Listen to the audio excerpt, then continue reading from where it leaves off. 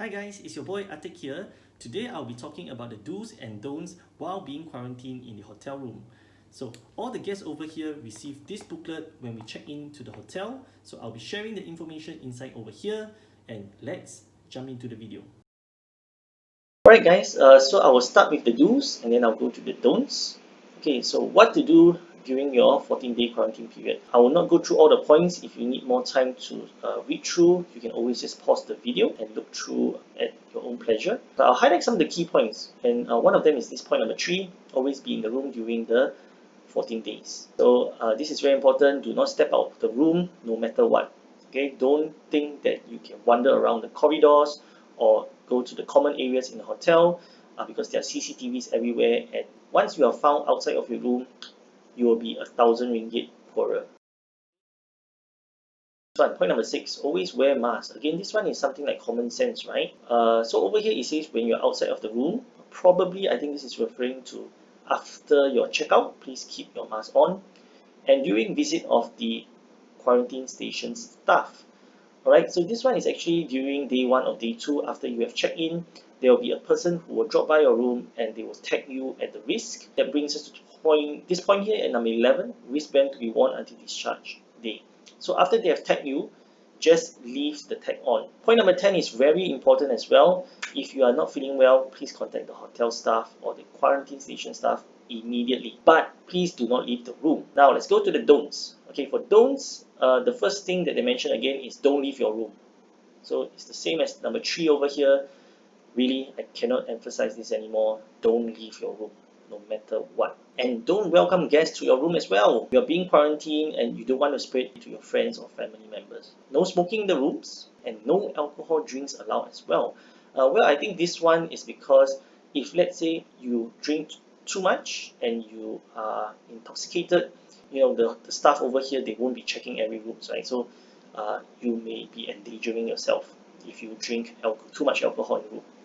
Okay, and over here point number 6, I would elaborate this more at the back. Okay, the next page we can see over here, this is the meal times.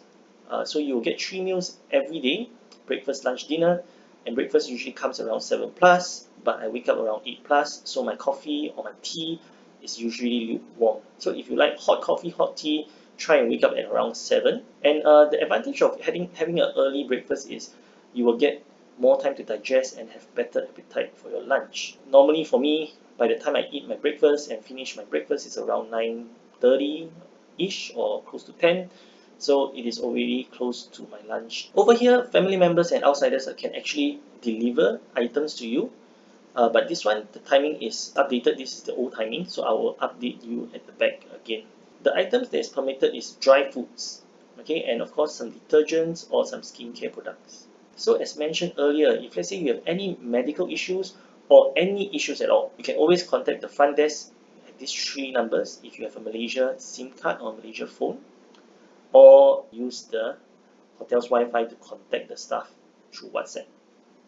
Or alternatively, you can also scan this QR code and you'll be directed to the live chat of the hotel's website. They do highlight here again for the 3rd time, do not leave your room or go down to the lobby until day of discharge. So no matter what, just stay in your room. If you stay in your room, you are going to save yourself 1,000 ringgit. The next page, we're going to see this one.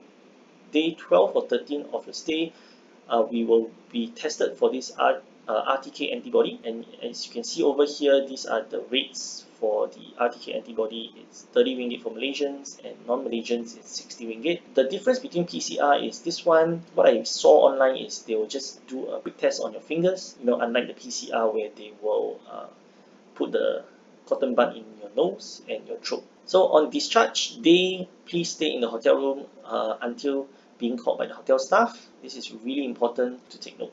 And wear your face mask, of course. Right, so these are some of the penalties where if you damage the items in the room, you can have a look at it. And again, no smoking is allowed, so 500 ringgit penalty if you are found smoking. For the last page over here, every Wednesday, Saturday and Sunday, these are the 3 days where they do allow goods to be delivered, and you can also order some fast food. So unfortunately for us, the hotel staff told us that we can only order McDonald's at this period of time. Pizza Hut, Domino's and KFC is not allowed. Hope you all find this information useful. Do leave a comment if you have any other questions and I'll be glad to reply to them. And I'll see you in the next one.